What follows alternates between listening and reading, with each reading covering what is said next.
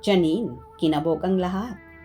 Pinatunayang karapat-dapat siyang tawaging sexiest woman alive.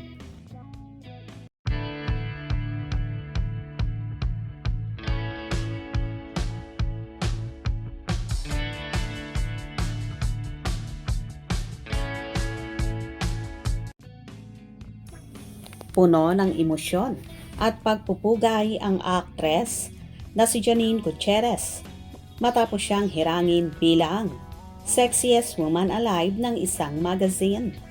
Sa halip na sa sarili lang ang isipin, mas piniling ni Janine na ialay ang prestihiyosong pagkilala sa kanyang yumaong lola, ang Asia's Queen of Songs na si Pilita Corrales.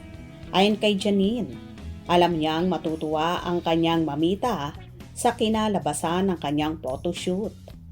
Mahilig daw kasi ang lola niya sa mga bagay na sexy, feminine, fun, at strong.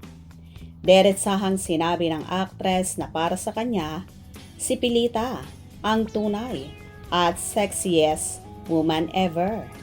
Sa kanyang Instagram account, nagbahagi si Janine ng ilang larawan niya mula sa kanyang sexiest woman alive shoot.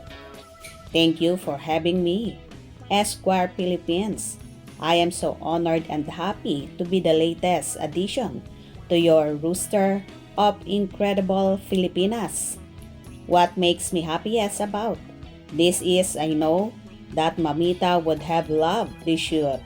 She always loved anything sexy and feminine and fun and strong. I dedicate it to her, my sexiest woman ever. Say niya pa. Happy siya. Yeah, he actually sabi nga ni PJ, he posted on his Instagram na he's feeling lucky. So, I am so happy, syempre, to have someone who's so supportive and sweet and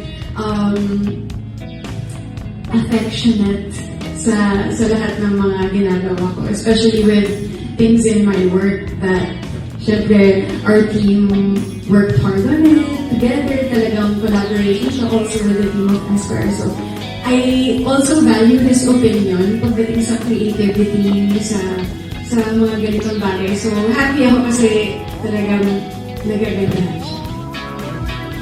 Thank you. Anyway, inabog nga ni Janine ang marami sa nasabing titulo na yon at may kay naman talaga siya dahil ubod ng sexy ang dalaga.